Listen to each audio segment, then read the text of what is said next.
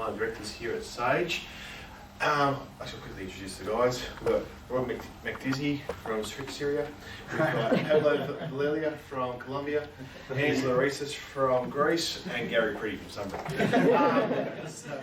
But they're from experts we're going to have here tonight. And what we're going to talk about tonight about us is just giving some an insight into what some of the services are we offer, but also, rather than doing it historically, we thought, hang on, why don't we just talk about what we're actually doing and give some information and share. And our role, we see as a business, is to try to help people locally, particularly locally, to get access to the best resources. So when we talk about the best resources, let's run through the background of each. Rob's actually been with UBS, Morgan Stanley, there's one other Bayou Holst, I can't keep up with them all. Massive corporates who are working in the wealth management space, and now he's fantastically to have Rob as part of the Sage team, based in the city. Rob's an investment expert, so I guess what I said for the long session is we don't get him out of the city much, so it keeps things a little whole, and we make sure we keep him sort of fed and watered. But the whole, and you'll learn when you see Rob tonight, you'll see the insight that goes into some of the things that he's thinking about and making decisions on behalf of our clients in the way they invest. It's actually probably a lot deeper than any of us really appreciate, but it's great to get an insight. Pablo next to us. Pablo is actually the front of house man here for us, the investment team. Many of you would know Pablo. You look after some people already. That's not a fire alarm, that's just the front door. So what Pablo does is I went through credentials before about Pablo and he can do all this sort of stuff.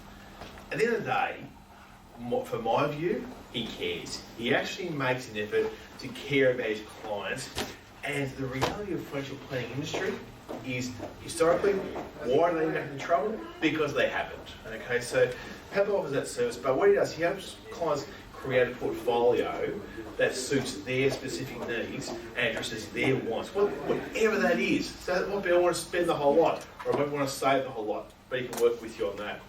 Angela works in our SMSF area, leads that area, and specialises, and I said this before about Angela, and I'll say it again, it's a bit embarrassing once I say it, but there is no one in Sunbury, and I'm bold in saying this, no one in Sunbury who has the same skill set, qualification, and knowledge of self-managed super funds as any accountant as Angela. Simple as that. And it's a great asset to our firm, because what she brings to this is this deep knowledge of accounting and tax in that space of superannuation. And it's really, really critical as we start to develop towards retirement that we have that ability. So you'll see some things Angela, some questions that we've had for Angela before, which you'll see sort of the knowledge base that comes there. And lastly, we've got Gary Pretty. Gary's last addition to the team here as an alliance partner. Gary's a Smart One home loans broker. The role of a broker really is to help you get from A to B using leverage appropriently. Look, anyone can, probably not anymore, I'll say anyone can lend money, but yeah, that's probably very inappropriate. People can find money, but how they find it appropriately, and that's the role of a broker. That's what Michael's a banker, that's the role of any banker. Michael's here from Lancer Romsey Community Bank, joining Michael. But the role of any lender is to be responsible in the way they handle money, but also to help you achieve your objectives and your aims.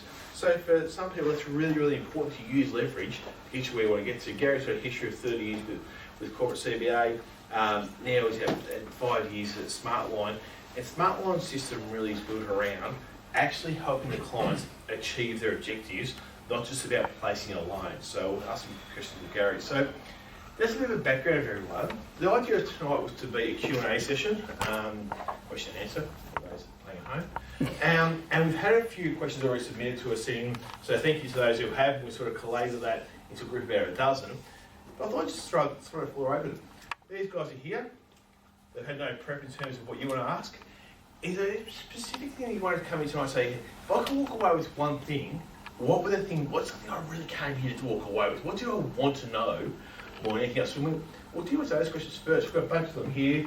What we find is they integrate to each other. But does anyone have any questions they want to throw right at the start at the end of the guys? This time I can lead. Right. Someone might be a talker. Rolling. All right. Why don't I get the ball rolling? We'll do this time. I'll actually throw over to. I'll throw you, Rob. I'll start here, Rob. And this is one of the questions that came in. Right now, it's probably a hot topic. We've got interest rates, rubbish, although if you're lending, excellent. So it depends which school you're into.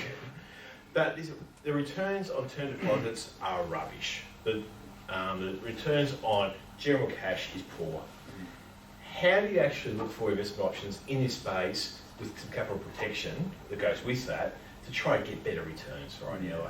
And maybe even you could mention perhaps something around, I was thinking before, might be on some around the super capital sort of stuff you're doing as well, which is really, really interesting. No, certainly. And it's, it's an unfortunate environment we find ourselves in, particularly for a saver. And particularly if you're relying on those savings to live at the moment. We've got TD rates at best getting around 2%, inflation rates at 1.9. So effectively you're breaking even if you're going to TDs. That's just where we are today. Why is because the central banks of the world are basically cutting interest rates to try and stimulate the economy. That's basically the main mechanism to do it. But if you're on the saving side, well, you're going to start thinking to yourself, well, not only do I have to live on my income, and have a reasonable standard of living, but I need to also preserve my capital. The reality is every time you go up above let's call it the risk-free rate, which in Australia is, call it 2%, some would say it's 1.25, which is the RBA rate. Every time you go one step above that, you're taking some sort of risk to get a better return. So let's just put that on the table. There's no free lunch in investing. The reality is you need to say, well, okay, look at it from the other side. So how much risk can I take? And that's a really important way to look at your investments. What do I need and what risk can I take? So we can go get you a rate of return on what we call something similar to a fixed income product of 10+%. But if you're getting 10+% in this environment, you're taking a higher risk. So what we look at in this type of environment is we start looking at things like corporate bonds. So basically companies that lend out, good quality companies that lend out, and they give you a rate of return. Let's call that 3.5 to sort of 4.5% is where the current rate on these corporate bonds is. If you want to get higher than that, you can go to things like hybrids. Hybrids aren't pure fixed income to some people. The reality is that under a hybrid there is an equity component, so it's a little bit more volatile. They'll give you 6 to 7% based on franking credits. What we're finding more and more so is that because people are striving for income, there's more interesting ways of earning income. The more interesting they get, the more complex they can also become, and we're very conscious of the risk side of that. But what we are finding interesting is niche markets, things such as Tim mentioned, which is property deals. So for example, everyone here would probably used to go on the equity side, so you buy your asset. Whereas what we're seeing now is because the banks have pulled out of lending to a lot of what we think is really good quality construction development sites, you can become the lender to these particular sites. So I'll give you an example. Everyone knows what an LVR is, lending value ratio. So let's just say a property worth $100 million. They want to borrow $50 million. That's an LVR, so lending value ratio of 50%. Something like that is earning for clients something around the 8.5 to 9.5 range. Now there's a lot of detail in that particular deal, but they're the type of things that we're looking at to enhance yield. So what I would say to answer your question is there is alternatives, but always consider that every time you go above that rate, you are taking on additional risk. So always think about the risk-adjusted return that you're getting. There's alternatives that we have, and we basically blended for our clients. But I think in some ways, work backwards, find out how much you need, and that's where these guys are really handy in helping out and understanding where you're at, what you need, and working backwards for the appropriate risk. There's no need to take too much risk. It's first work out what you need, and there is alternatives in that gamut of fixed income that can give you a better return than what the banks and the TDs are offering at the moment. And the reality is they want more of their mortgage business. That's what they make their money on, and they're crimping the savings for people. So everyone would have noticed deposit rates have gone down recently, and term deposits getting squeezed. That's effectively how they make their money. They lend out at one rate, they take your money at another rate, and they make their money up the differential. So you need to go be a bit more creative, and that's not saying take an inordinate amount of risk or an unnecessary amount of risk, but know how much risk is enough, too much, and just right for you, and what rate of return do you want to get, and does that match your risk profile. I think that's probably the most important considerations, but no, there is options out there outside TVs, for example, where you're suffering. Is that sort of thing available within the superannuation environment? It is. That particular product I'm talking about means you need to be sophisticated. I know that everyone knows it's wholesale clients, so you need to be a wholesale client for that specific deal. For corporate bonds, you don't need to be. But does that have to be within the self-managed superannuation? It could be in personal, in any entity. It doesn't matter. It doesn't matter what it is. As long as the super fund has a wholesale client status, it can be in wholesale, it can be in your name, it can be in a unit trust. It doesn't matter. So the corporate bonds, you can hold them in your own name. Yeah. It doesn't have to be within a super fund. Where you can't hold them, of course, is if you're part of Australia Super, you can't tell Australia Super, hey, can I please get those bonds? That's not on. So, Right. I'm sorry, was that your? I'm sorry, Chris. No, I'm not quite sure if you were talking about property investments effectively. Yeah, so as one alternative in fixed income, of all the universe of fixed income options you've got to earn extra income above the cash rate, Yeah. that's one option. So that was just more one option. Yeah. To get access to that particular option, you need to be considered a wholesale investor for this specific one that I'm talking about. Wholesale. which has some requirements around it, around assets and income. So it's certainly limited as to who can get it. I guess more the point there is there are options available for the horses and courses. And maybe it feeds into the question for Pablo, one of the ones we had, was how do you and Rob work together to create an investment solution or a portfolio appropriate to a client? What's the steps? Well, first steps is really having a conversation, and also having conversations with your accountants as well. Don't forget that you've got some involvement in that as well to start all that. So mainly we sit down and we work out what you need, what your goals and objectives are, what you want to do, and then we work out how we then diversify and get that in return. So the conversation about the portfolio is really probably the secondary or the third conversation. Firstly, we need to know what you've got, what you want to do, and then work out the solution and the structure on the other side. On that. And then from there we diversify as much as possible. So you start looking at having, if you have a weighting where you're happy to have 50% of your assets in what we call growth assets, so then you put some of that into international shares, Australian shares, or and then you have some of the fixed income. Then you work out on that side, even on the growth side, do you need more income as opposed to growth? And then that sort of shifts what portfolio we go down as well. So there's no cookie cutter approach. It's not like you walk in, you're 50 years old, I've got this much money, this is what I want to do. It's really tailored to each individual. Because that 50-year-old could be retiring at 55, could be retiring at 65. So. Maybe you can share the example the other day. We had that client claiming you blended two portfolios. Yeah, so client came in, they had some money in superannuation. We're limited to how much money we can put into super because they're over 65. They received an inheritance because their mother passed away. And then we've got money sitting outside. So then you try to blend the portfolio between two different structures. So one is obviously a structure in their own name, and then they've got a superannuation structure as well. So you sort of work out the different weightings of what you want and go, well, if you need X amount of money to be paid out, how do we blend these two avenues of income in these portfolios? So we're legislated in the superannuation environment that you have to take out a certain amount. You've also got the benefits in there where you're in a 0% tax environment once you're over 65. So you sort of add and you put more risk in this sort of bucket, and in the other bucket where they've got access to, you take less risk. So it's just more that fixed income sort of space. So overall, we're still getting to the same overall goal, we're just weighting it in a way that it's beneficial for the client. So one is minimise tax and maximise growth. And so while we're talking about this sort of stuff, please, if you have some questions, just jump in, because we want this to be interactive. So if there's topics where I go, hey, I want to ask you that, just ask. There's no dumb questions. We'll talk about it later on, a few dumb questions. But while you're here, we'll tell if you're all good. We absolutely appreciate it. So I want to ask Gary, though, around Banking Royal Commission. It's been a hot topic.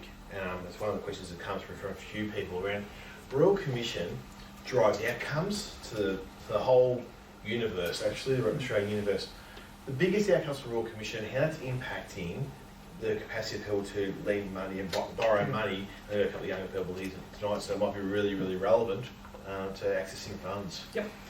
The biggest impact, there's been a few impacts out of the Royal Commission, but the biggest impact has been, accessibility to lenders and their willingness to lend money. We've certainly seen that tighten up, possibly just before the Royal Commission, but certainly through that process we've seen a lot more due diligence around who lenders are willing to lend to and the amount of information they actually want.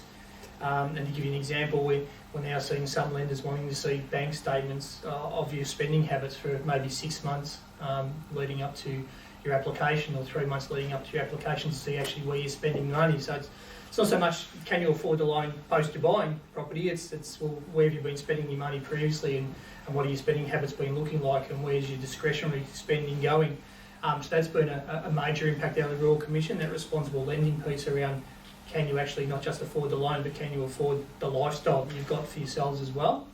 I guess a bit of that lending accessibility has also led to a bit of a price drop, and I think if you're from Sunbury, you've probably seen prices drop in Sunbury in the last few months. We've seen a massive increase over a period of time, but now we're seeing prices start to back off a bit. I think a lot of that's can be attributed to the lack of lending availability in the lenders. Look, undoubtedly they are still saying yes and they are still lending, but the level of due diligence and the level of work that goes into putting an application together and the information you have to provide is significantly more than what it has been in the past. So that's probably the major ramifications that we're seeing. We're also seeing investors sort of been out of the market for a little while. There's been some government regulations around too much growth in the investor market. So we're seeing a lot more owner-occupiers, so people buying properties for themselves to live in.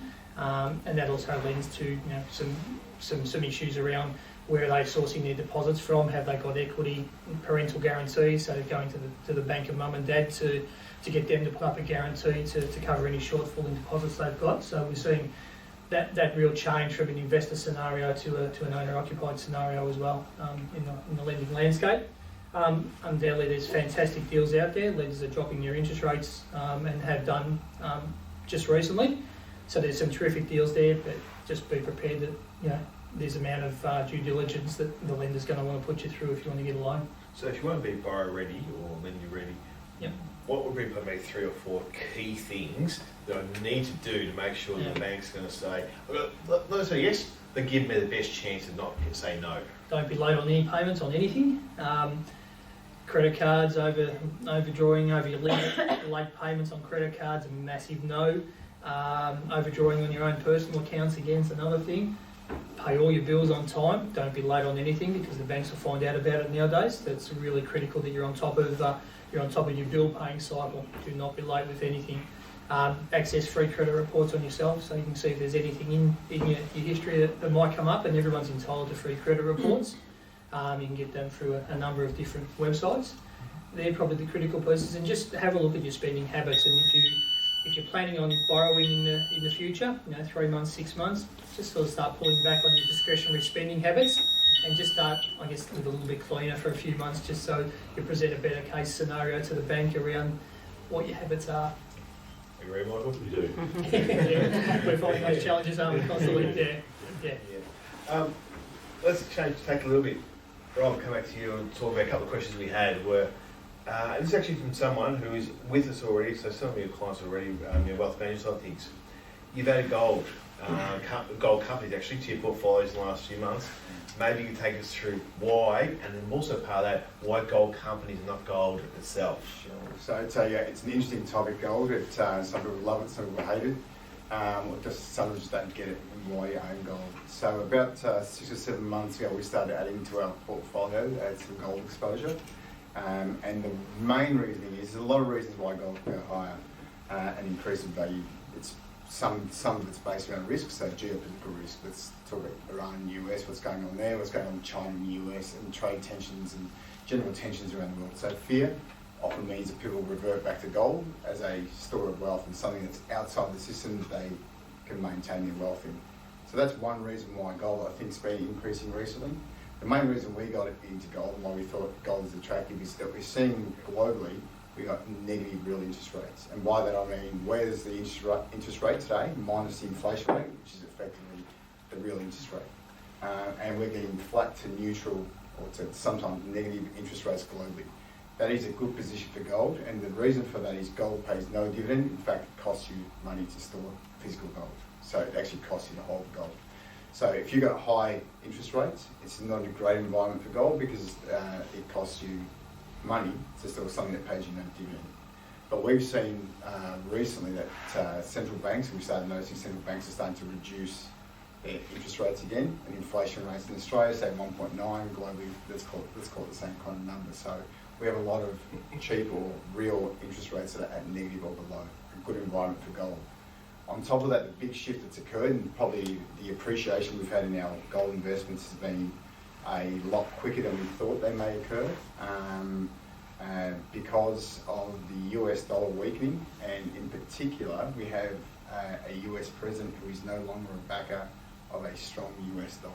In fact, he's pointing the finger at all these other countries, telling them that the reason we're suffering is because your currency is too low, and because your currency is too low, we are no longer competitive. So we now have a president that no longer calls for a US president, that no longer calls for a strong US dollar, which has been the norm for a long time. This is a big change. So he's now saying not only are we saying that your currency, you're manipulating your currency to make your currency a lower value, but we're now going to perhaps intervene in our own currency to weaken it, which is a big change. So think about gold as this asset class that's been around for 5,000 years. I mean, if anyone here's read the Bible, gold was worth a lot back in those days, and even before that, you know, the Incas and stuff. But gold is in human DNA as a store of value. It's been a store of value for over 5,000 years. So this thing just sits over here, right? So around that, and what we use as currency is paper currency. So what's the difference between your $5 note and a $100 note, other than what's printed in ink on that piece of plastic, right? Take away the plastic and the backing of your government, it's not worth much, it's just a piece of plastic. So all of a sudden we're living in a world where interest rates are low. The governments are saying, well, I want to remain competitive, so I want to devalue my currency. My piece of paper is now worth less. What's it worth less against? It's worth less against US dollars, euros, Japanese yen, and so forth. That's all fine, that can move around. And over here is gold, which is outside the financial system. Gold is this thing that has a particular value, and we price it in paper. So as you're devaluing that paper, this goes up against that paper. So we recognise that this is going to be a bigger issue. We think it's probably the beginning of something that's a little more significant.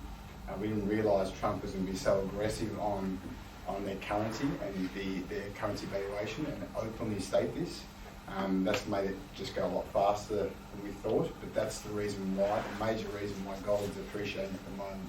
And we think it's an important part of the portfolio as risks are increasing geopolitically, but also the risk that everyone wants to devalue their own currency versus other people's, and there's this hard asset over here that's just the same value that doesn't change, but the paper around it is changing value. So in Aussie dollars, it's hit all-time highs. It's over $2,000 an ounce today. You know, most producers call it, Newcrest produces about $700 an ounce. So they're making good bucks for every ounce they pull out of the ground. The reason we go for gold companies versus gold, we buy gold, we thought the world was going to a really bad place because you want to own physical stuff. But the world goes into, so most people here don't know, the US government in the 70s confiscated their own citizens' gold. It was illegal to own gold. So they actually confiscated it from their own people. But that's a fact for people that most people won't know. The US government did that. The reason for that is that gold is considered a hard asset class and was affecting the monetary policy at the time. But we hold the companies because a company will put the gold out of the ground, say $900. It costs them $900 all in costs to pull 1 ounce out of the ground. Now, if you've got something, any business got a fixed cost that's got $900, and every incremental dollar that this product increases by is creates a leverage. So when we think that gold's going to go higher, we'll buy the miners because they give us a leverage exposure to the underlying asset. So at present, we've just invested in the miners themselves. That's why we decided to go down that path through a couple of different companies that we're invested in. But that's the reason why you buy a gold company with a little bit higher risk, because things can happen in mines, versus the actual physical that gives you an exponential leverage return. Why would you choose gold over, say, Lego? Lego, because Lego isn't a store of value. It may be to certain people in the world. It's going up Yeah. much quicker than gold. We could also say two things: is it's not as tradable Right. as gold. Number one, if I went to lodge Lego at my bank as collateral, Right. it depends what kind of banker you're going to talk to, but I don't think you're worth as much All as right, gold. I just couldn't resist. I'm No, sorry. obviously we've got a Lego fan in the room. No, I just happened to come up about how all these children's toys were going through the roof in what they were worth, Yeah. from the past. And some people will own, I mean, it's the same theory though. So on your point, it's the same theory. It's a hard asset. So a bottle of Grange might be someone else's way of investing in a hard asset. So you can own a bottle of Grange, and a bottle of Grange might go from $500 to $750. If you can afford it, you might want to buy a Picasso. It's the same theory. It's a hard asset that can go up. So just think about these things that there's a finite amount. They're a store of value, and they're valued in paper.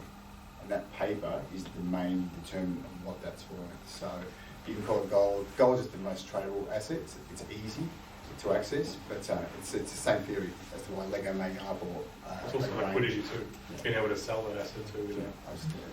Yeah. And just while we talk, Lego flag a great link there. Let's go segue into say cryptocurrency. Pablo, you touched on that before. Yay, nay. What do we think of cryptocurrency? Nay. Nay now. I think it'll probably serve its purpose later on. But at the moment, I think it's probably too green, too new. It's just, I think it's also like a bit of a trust factor. As far as an asset base goes, the volatility in something like that is just astronomical. And when you have movements of how quickly billionaires are made and how quickly billionaires are lost during a small period of time, literally billionaires. We talked to some of the biggest investors, I think, the two twins that started Facebook. And they were the first billionaire cryptocurrency billionaires, and then lost it, well, didn't lose it all, but lost a bucket in a very short period. So overall, when you start looking at a portfolio, and someone comes in and wants to buy that, you start looking how does that break down into the portfolio. So when you're on Robbie's side, you start looking at the allocation that we have to particular shareholdings might be a 2.5%, 3%, 4%, 5%, 10% holding of a portfolio. Very rarely will go above that. The same thing should be looked at in cryptocurrency. If you want to have a punt at your own risk, it's about how much do I have in a portfolio and how much am I willing to risk in that to get growth. Pablo, can you just explain cryptocurrency to me? To be honest, In 2 minutes?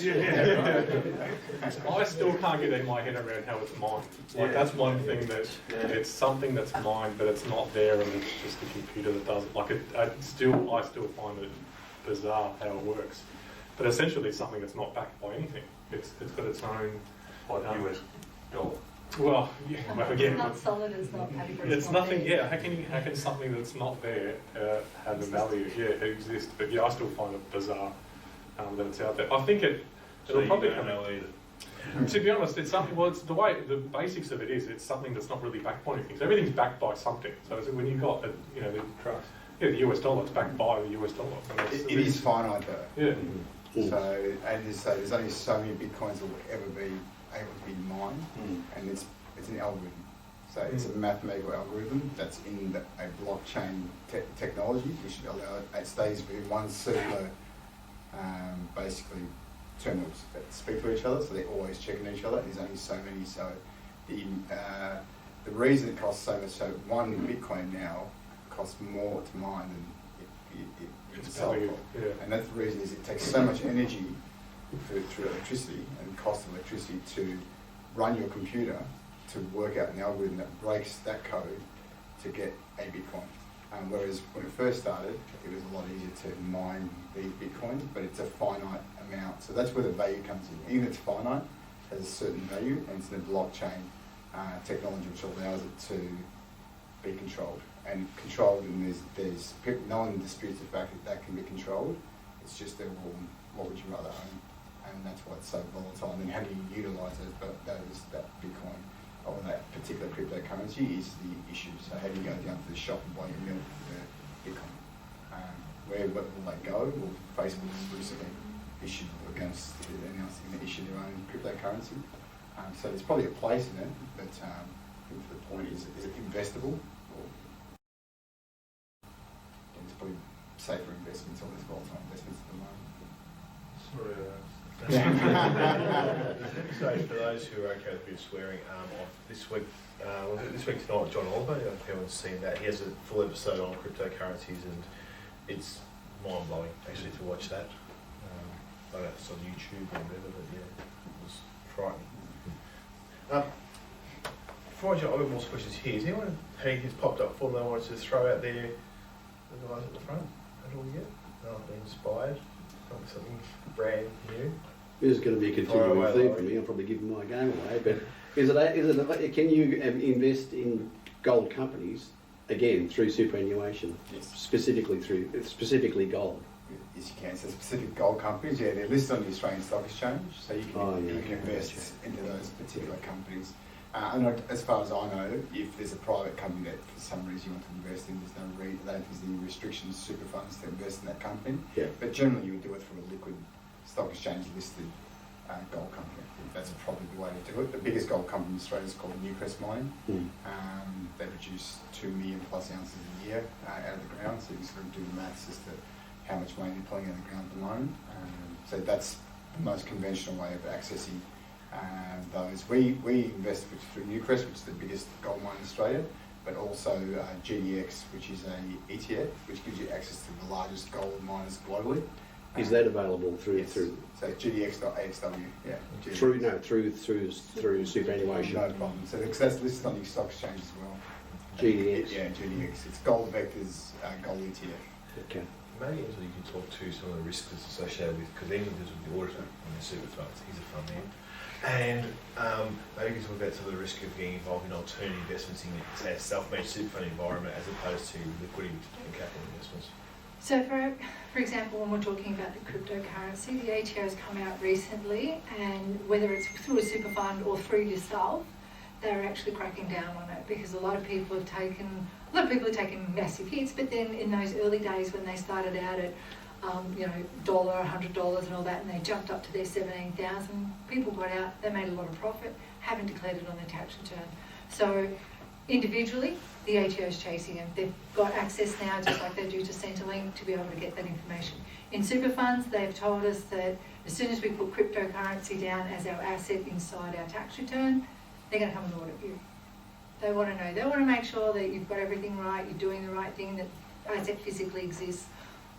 Not that it physically exists, but the piece of paper that says this big massive line of numbers physically exists. Other alternative investments, because a super fund can virtually, or self-managed super fund can virtually invest in anything.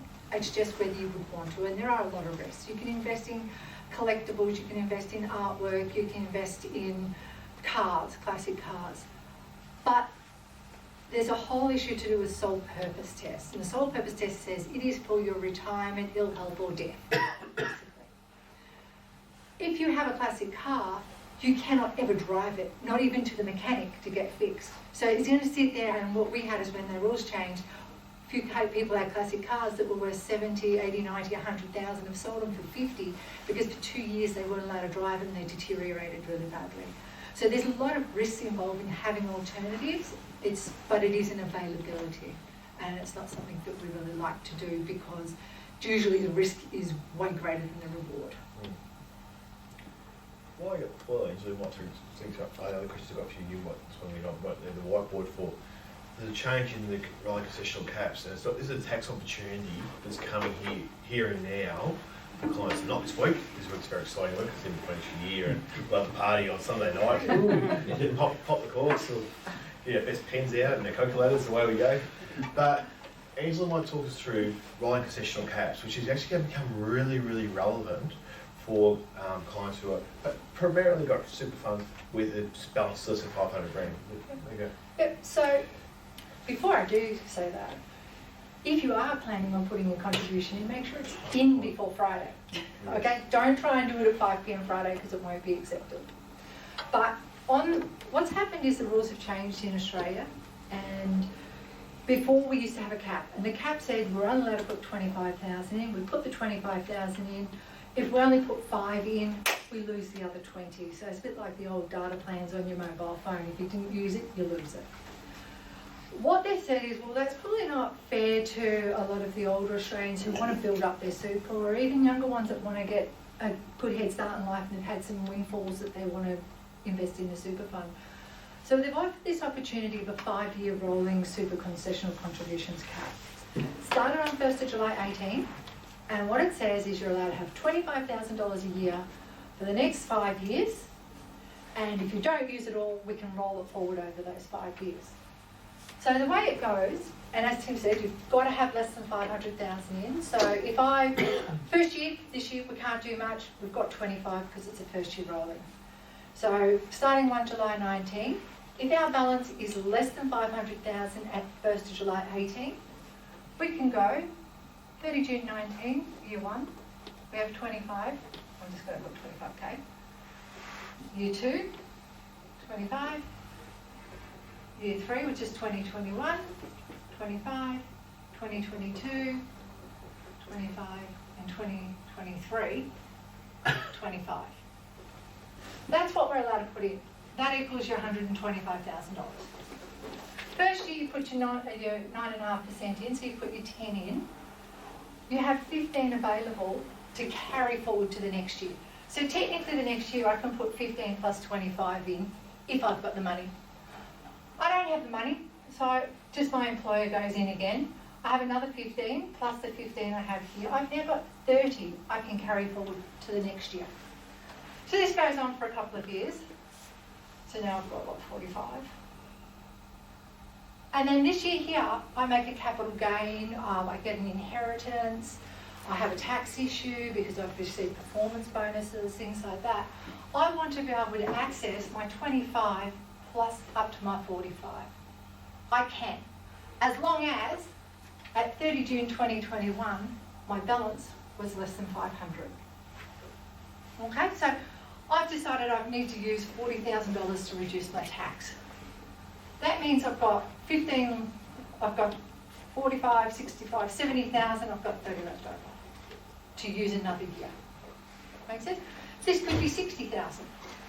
We can use everything up to these two, so if it's 70, we have nothing left. If for some reason we put this in, and we do it in year 3, for example, in year 4, our balance goes over 500.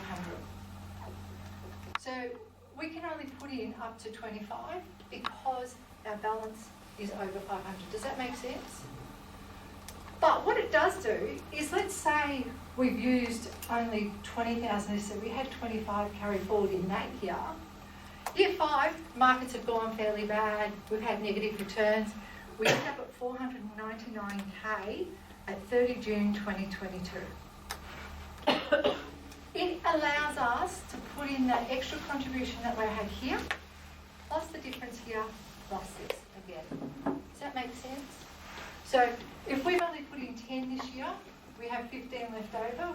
We had 25 left over here. So it's 35, 40,000, 50,000, 60,000, 65 we could put in here. No problems. It's a really good way to do it. It helps in the years when you have a massive tax issue. So, like I said, you could have capital gain from sale of property. You could have had a time when you've got you're running a business and you've had a really bumper year. You're a farmer and you've got a double wool crop and things like that. You get more money into super to get the tax deduction. Does that all make sense? Any questions? Is that a real rolling 5 years, or is it or is it designated dates? No, it's a rolling 5 years. So in 2024, this all just drops off. Yeah. Whatever you had, so you have only your 15 plus all the others to 6. So it is pure rolling. So if you used it all up in year 5, you would only have 25 there and work your way forward. So are there any tax advantages for over 500? Sorry, Are there any tax advantages if you've got more than 500 in your super? Like, obviously that's for under 500. Yeah, so that's based on member balance. The member balance has to be under 500. So I guess it's probably 2 schools of thought there, or 2 parts of this stuff. These are 2 different extremes. We've chatted before about the super capital type investments. That's more for your higher end, more if you're a sophisticated investor, whereas these measures here try to help people get some extra money into super. So it's very targeted. Or not got the capital going to. Yeah. Very targeted people though that don't have masses amount of super is that particular piece of legislation. It's probably aimed more at the 40 to 50-year-old bracket, because a lot of the baby boomers who are in their 60s turning 65 had access to the $100,000 caps. I don't know if everybody remembers them, but quite a few years ago they had $100,000 they could put into super each year. And because we got rid of that, they realised that we're not saving enough for super. They're trying to help out their people, the middle people in the 40 to 50s, because the people in the 20 to 30s, they've had super all their life. They're going to carry through and they should be fine. They can still access this. Let's swing back to Robbie. We have a couple of questions here. We've had, these are questions that have been sent through, and some are existing clients obviously involved to these questions. The international markets, there's a real bias in a lot of portfolios towards international markets as opposed to Aussie markets. Maybe you could talk to us a little bit why you see international markets so much more attractive than the local domestic market in Australia. Yeah, sure. I mean, there's probably a couple of reasons for that. In the Australian market, the number one is a very concentrated market. If I look at the top 20 stocks in Australia, 40% of them will be resource companies and banks. So there's a very strong concentration. And those so the top 25 of the Australian Stock Exchange, so everyone's aware, makes up 65% of the value of the ASX 200. So we're very top heavy. We're top heavy in banks, we're top heavy in resources. So number one is that concentration. We don't have a lot of access to a lot of sectors in Australia. If we want to get growth, these industries and resources are cyclical. Banks a bit high quality banks. Australia's banks are extremely high quality.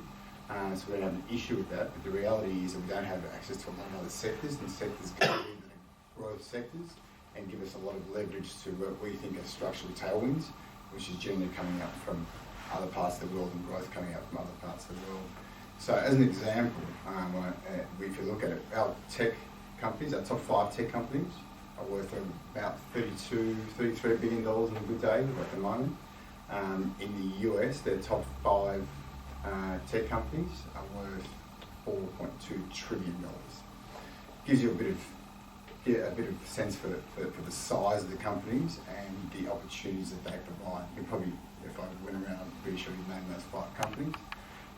But it gives you a bit of a feel for the scope. The other thing is that we have some strong thematics in our portfolio that we think are structural tailwinds, structural growth coming across. So we can't access a lot of those structural tailwinds and thematics through the Australian market, and a lot of that growth is coming from international companies. So we have a bias towards the international markets, and because of that growth that it provides for our clients, and also the access that it gives you to some structural growth that we think is occurring at the moment. And that's part of that is things like emerging markets and middle class emerging markets. Things like the empowerment of women globally and what that means for the consumerism.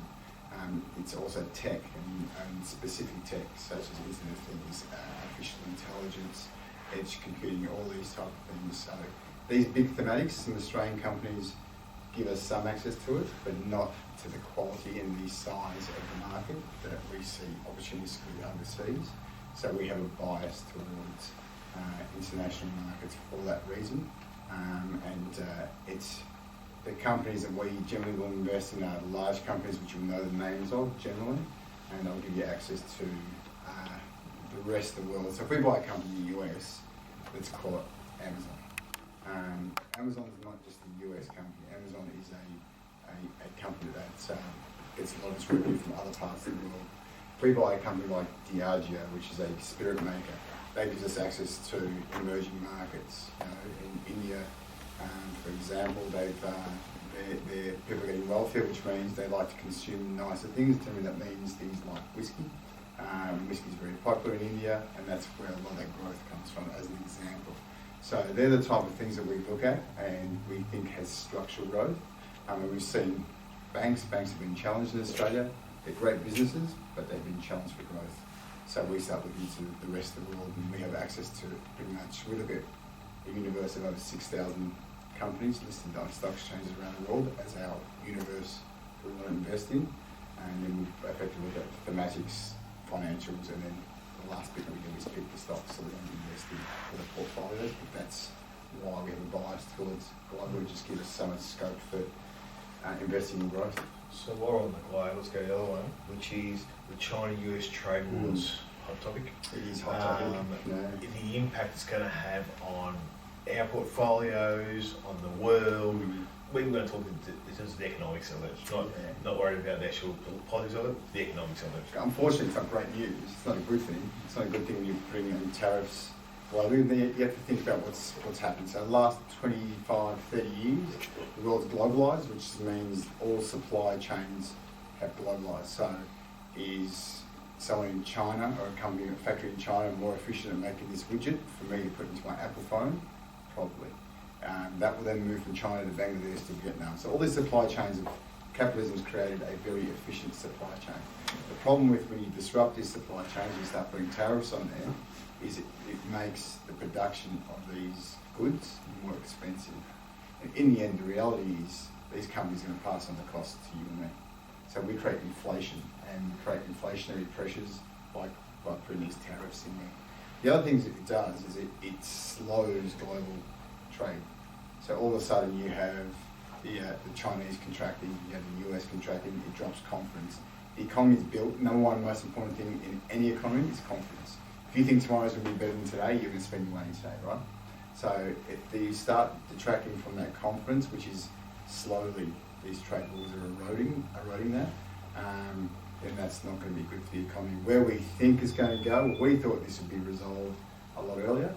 The reality is it seems like this is going to be a long-term issue. It will ebb and flow, they'll make friends and they'll fight again.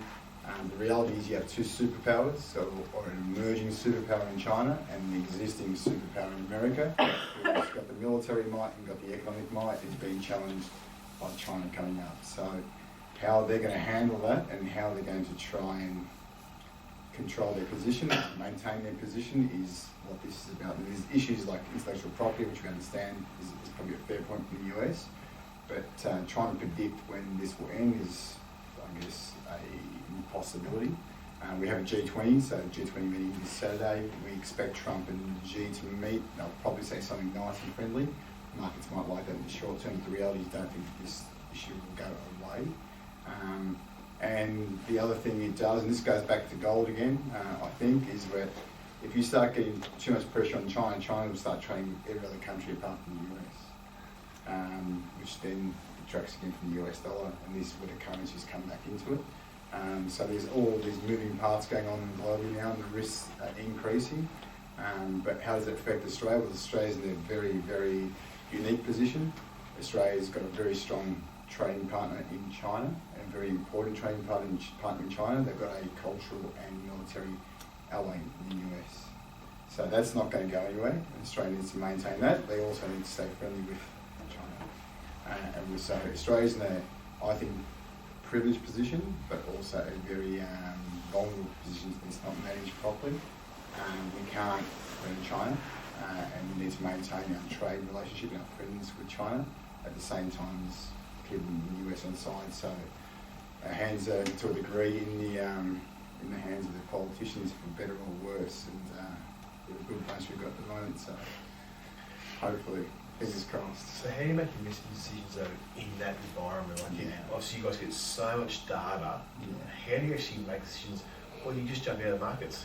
No, we don't jump out of markets because there's always opportunities, right? So we know where the areas that will be affected by it. So say, let's call it semiconductors. Semiconductors are pretty much any machine that you use anywhere in the world, right? So semiconductors are a really good barometer for economic growth.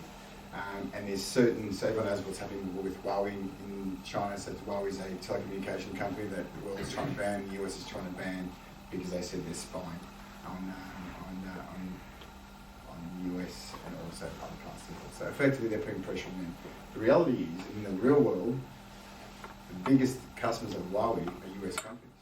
So who do you think sells the parts to Huawei? It's US companies. So they're getting affected by that. So we're very aware. So we look at things like what percentage of your revenue comes from trade with China.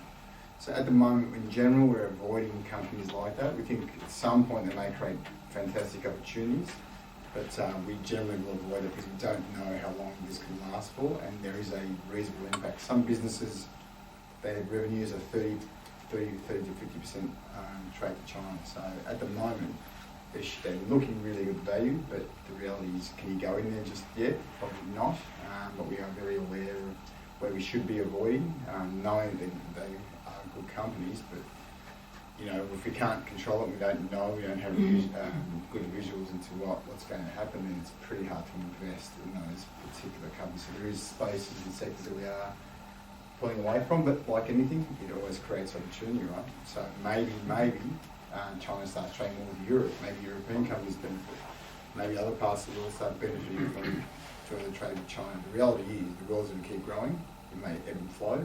How does this come about? And again, things like, we speak about the symbiotic relationship between the US and China. So everyone says the US got a massive debt, who owns that debt? A lot of it's owned by China. So they need each other. The US needs Chinese surplus money to come back to them as debt so they can keep spending and buying Chinese goods, right? So there is a relationship that they kind of need each other. And then on one side, the economics, and that's what gives us confidence that eventually we'll come to a conclusion, that's good for both. But at the same time, we have the military / I'm the most powerful country with the reserve currency, strongest military in the world, and I want to maintain my position. So it's a clash of those two things that we always consider. What does that mean for our portfolios? And what does that really mean for the money flow going between the two countries? So a bit long-winded, but it's pretty complex. It's fascinating area.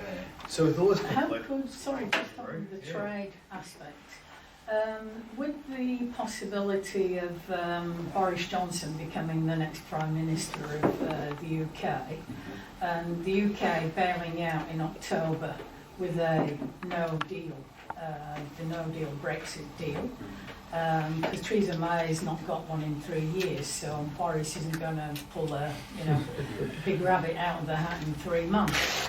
And if there is no deal, how could the trading situation in Europe improve opportunities for Australia? Yeah. And how could we down under capitalise with potential lucrative deals with Britain again? Look, I think most of the opportunity that we would get, because we're not massive traders with the UK compared to other parts of the world and Europe, but I would say the major upside for Australia would be agricultural product to those parts of the world. That's probably be our natural advantage globally. So I think something along those lines could advantage Australia. The reality is that for Australia, so sitting here, looking at what's happening in Europe, how much effect will it have on us? Probably not a hell of a lot, but that's probably the one sector that may take advantage of the situation. But it's more about what influences that have on the rest of the world and the flow-on effect or domino effect that may have on confidence and activity globally. I think that will always come back and affect. It's already having an effect now too, with companies leaving the UK and going into mainland Europe as well. One of the biggest impacts was talking about the transport trade, getting stuff in and out. Is one thing is that was about the whole medical side of it, but the reason that was everybody voted yes to leave, but in reality one of the biggest impacts is getting produce in and out is huge. And I was saying that the wait on Dover, getting stuff in and out, if they put a 1 minute delay on every truck, it could take 6 days to get out. But previously it was in and out, not checked in. It was like crossing between New South Wales and Sydney, just cross the border and just keep going through. But now they haven't got the infrastructure built, so they need, if they do a no deal Brexit, there's going to be a standstill just in there for a period of time as well, getting just the basics in and out of England. But that's what no one voted on. That wasn't part of the whole league. Yeah. But don't we'll hide that bit. We'll just, this is why we're really voting no yet. So it's uncertainty, Gary. The perennial question, we've got uncertainty, we've got interest rate movements, everything like that. The question we're going to ask here is, Do I fix or do I go fix or variable? Because everyone wants to know. There must be an answer. Yeah, give me the same answer I gave you before. I have no idea. Yeah, you got it right twice. I think it just comes down to what you're comfortable with. Interest rates at the moment, you can get fixed interest rates in the sort of 3.5 range, maybe a little bit more, a little bit less, depends on the lender. If interest rates drop below that, are you comfortable being stuck on a rate at 3.5 for people of my vintage that have seen rates in the teens? I think, you know, if I was stuck on 3.5 for a couple of years, I'd be pretty happy with that. So there will be some more downside in interest rates. I think that's RBA will drop. I think the big question is, will lenders pass it on? You know, we saw most lenders pass it on at the last cut. I think that was more, I guess, a publicity piece on the back of the bad news out of the Royal Commission. I think the next time there's a RBA cut, I don't think we'll see the same level of rate cuts being passed on by the banks. So it just comes down to your pressure point, your pain threshold. If you're happy to be stuck at 3.5 or 3.6 for 3 years, is life going to end if rates do drop below it? So I've always been a big advocate on having a bit of both, a bit of fixed and a bit of variable. That way you pick up on the downside. You also know you've got some inherent protection built into it as well. So I've always sort of been a little bit more risk adverse around that way and try and have a bit of both. And anything can happen. You don't have to choose, do you? You can blend. Yep, most definitely. Just touching on the Royal Commission, Pablo, I'll come back to you one I didn't ask before, but from my list here, was unintended consequences of the Royal Commission and life insurance. Obviously, first of all, I was kicking in, we're not talking around life insurance and super funds. That was it, yeah, so that's inactive funds. Yeah. We're talking about, yeah. So if you haven't had a contribution to a fund or haven't, so it's either a contribution or withdrawal, something to make a fund stagnant. That means that the fund will then go straight to our friends in Canberra, but then to fill a budget hole probably and keep the economy going. So that's a huge consequence because we've already got an underinsurance level in Australia as well, and all of a sudden the little insurance that was out there between these super funds is going to be non-existent. So there's no choice, there's no anything in what they do. They'll just pretty much send you a letter out going, if you don't act to that letter, which the letter says to either make a contributions or write back to us saying that I want to keep my fund active and open with the insurances all open, it will just be closed and sent to the ATO. Yes, indeed. Are you telling... Hang on a minute. Are you telling me if I have made a contribution to a particular superannuation fund in the last... You would get a letter to the state. You've got to be careful, yeah. I would actually ring up my super fund and find out. What, they're going to transfer the entire balance? It can happen. There's no real limit because they're talking about, one is they said less than 6,000. I've actually had clients with that have had letters and then I think it was about 80 or 90 grand that was in there, and they actually got a letter saying, hey, can you let us know if you want to keep it, if not. Well, I've got a letter from Rest recently, and I'll just, sort of, I'll get around to that one day. No, you're going to get around Probably tomorrow will be a good day. Tomorrow, their call centre's closed now, but yeah, I'll call Chris tomorrow morning and tell them that I want to keep that fund open and active. How has that been allowed to happen? It is a massive, it's a massive issue. It's huge. It's unintended consequences. It's a disgrace, that's what it is. So what you have from the basis is outcomes of people with good intentions. I mean, for where it starts is good intentions are, hey, people have got money in super, they're in life insurance policies in super, they're in active super funds. It's really not, someone's winning off this that shouldn't be winning. So let's say someone's put a life insurance policy on Mark many years ago, got some money in super and just taking the fees time and time again, and Mark hasn't seen that happen. That is what it's been, the intention is to stop that happening. The intention is to try to help people to know that they've got life insurance and make active decisions. The reality is, we just touched on, as Pearl just touched on, is there's unintended consequences of this good intention at the start. So we've got to be aware, if we're engaged in a super, do you agree with that? Yeah, pretty much. Super is this engagement, doesn't it? It means to protect low balances. It is. And sometimes you keep low balances to keep insurances active and open. Yeah. And just because you might log in and look at your balance and look at your superannuation, that doesn't constitute that the fund is active. Yeah. So is there some sort of threshold, some sort of balance threshold or something involved? Or? It's supposedly 6, but... No, I've had letters, I've had a couple of clients with have excess of 80,000 in each one. Okay, well, how's that been allowed to happen? No, they're actually unemployed. So during that period, they're unemployed. So they're technically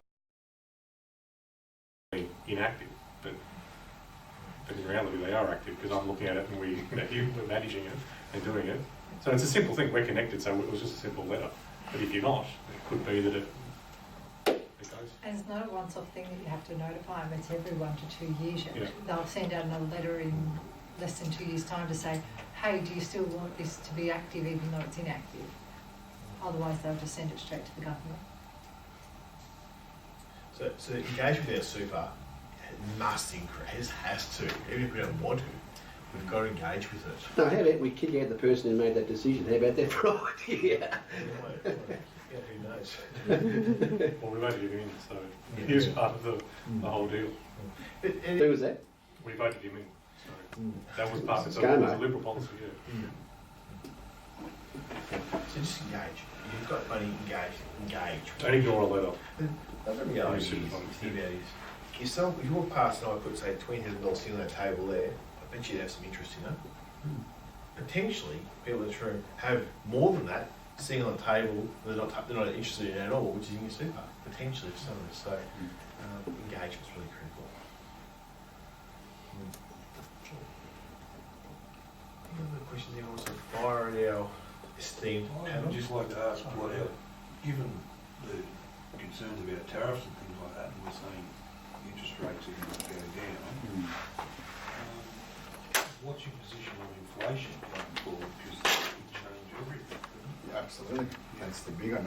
I always tell people, if you can tell me where inflation will be in 2 years, 3 years, 5 years, then I can probably tell you where the bond yield will be, and I can probably tell you where markets will be following that. The reality is that at the moment we've got a lot of cheap money sloshing around the world. And similar to what we were talking about fixed income, if I'm looking for income, the reality is low interest rates make people take higher risk to get the return they need and want.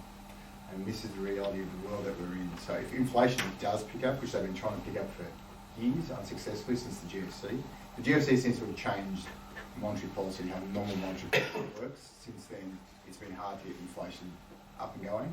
It's been hard to get wage growth going, and all these things feed into inputs like that, feed into inflation.